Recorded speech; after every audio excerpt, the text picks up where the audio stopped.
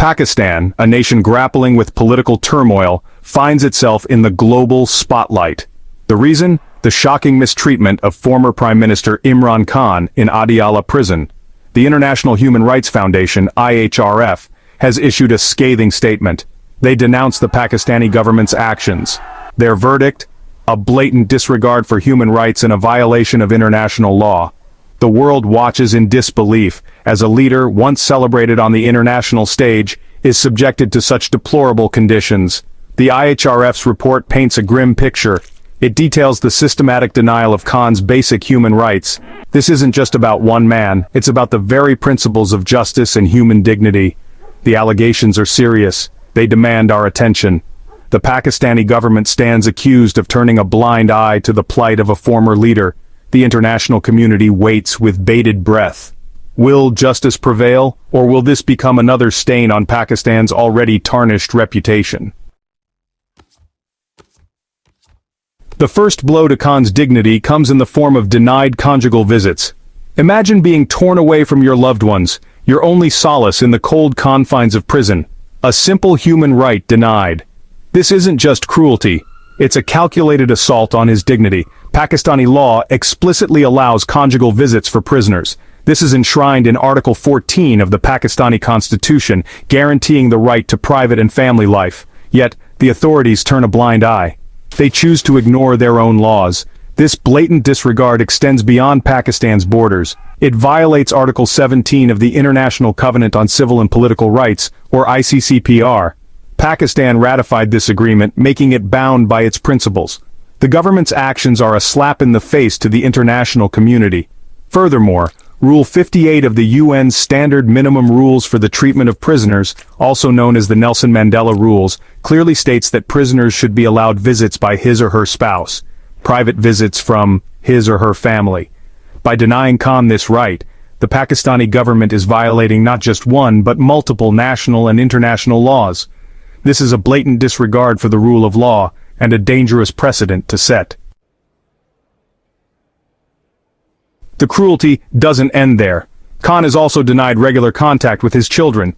Imagine the pain of a father, separated from his children, his love for them stifled by prison walls. This goes beyond mere punishment, it's emotional torture.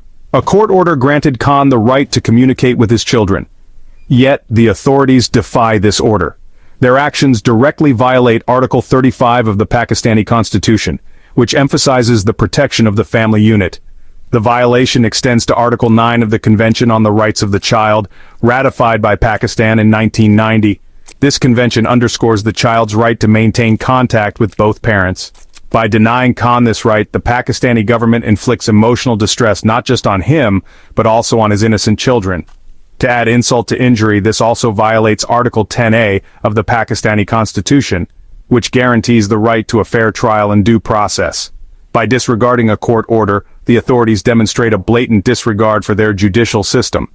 The message is clear. Khan is not subject to the rule of law, but to the whims of the powerful. As if the denial of family contact wasn't enough, Khan faces another restriction. He's denied access to his personal books. Imagine being stripped of your intellectual freedom, your only solace in the written word snatched away. This is a direct attack on his mind and spirit.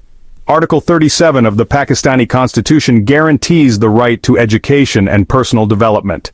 By denying Khan access to his books, the authorities are stifling his intellectual growth. They're essentially imprisoning his mind along with his body. The Universal Declaration of Human Rights echoes this sentiment in Article 26. It emphasizes the right to education and the freedom to seek and receive information. Pakistan, as a signatory to this declaration, is obligated to uphold this right, yet it chooses to ignore its international commitments. The assault on Khan's intellectual freedom doesn't stop there. Article 13 of the International Covenant on Economic, Social and Cultural Rights, or IHRF, ratified by Pakistan in 2008, further emphasizes the right to education. Similarly, Article 19 of the ICCPR champions the freedom of expression. By denying Khan access to his books, the government tramples upon these fundamental rights. They show a blatant disregard for international human rights standards. And let's not forget Rule 64 of the Nelson Mandela Rules, which states that prisoners should be allowed to purchase or receive books. The Pakistani government, by denying Khan this basic right, shows its contempt for even the most basic standards of prisoner treatment. This is not just an attack on Imran Khan, it's an attack on the very idea of intellectual freedom. Section 5. A Travesty of Justice.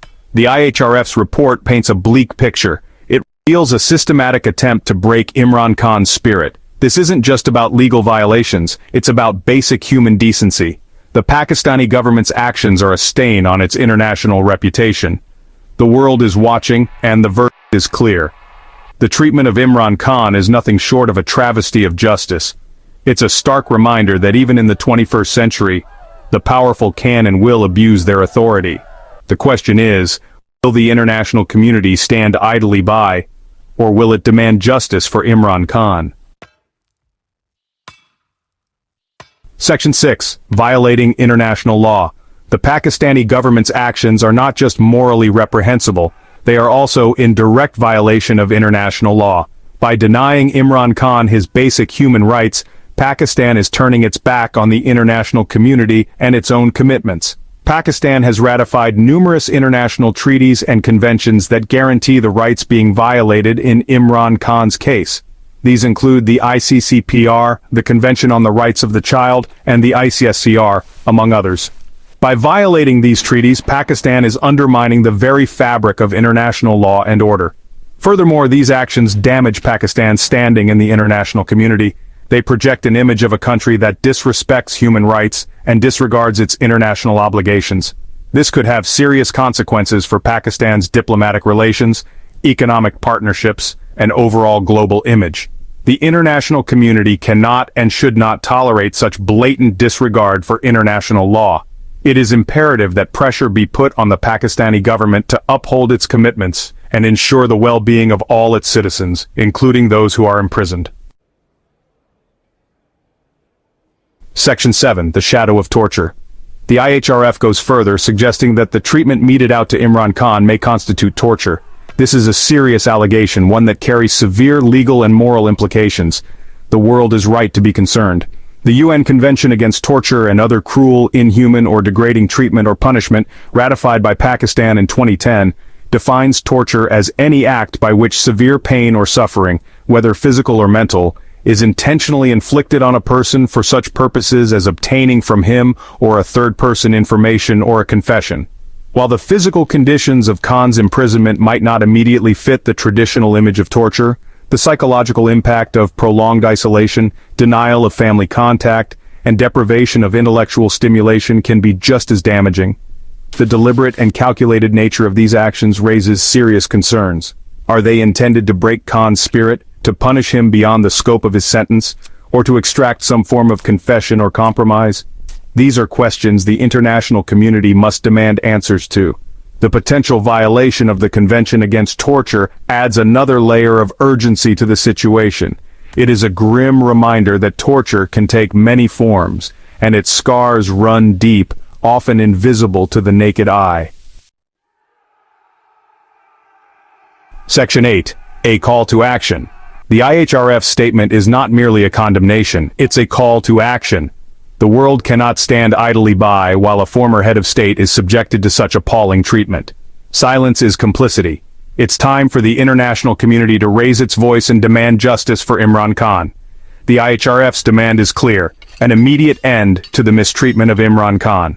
This includes restoring his right to conjugal visits, allowing him regular contact with his children, and granting him access to his books.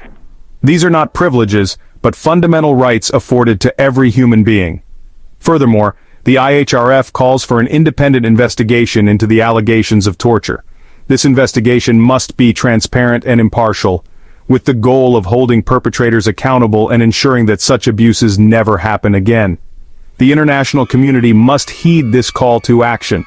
Governments, human rights organizations, and individuals alike must exert pressure on the Pakistani government to uphold its human rights obligations. Silence is not an option. The world is watching. Section 9. The world is watching. The treatment of Imran Khan is a litmus test for Pakistan. It will show the world whether Pakistan respects the rule of law, values human rights, and honors its international commitments. The world is watching, and its judgment will have far-reaching consequences. The world is watching, and it demands justice for Imran Khan. The time for action is now.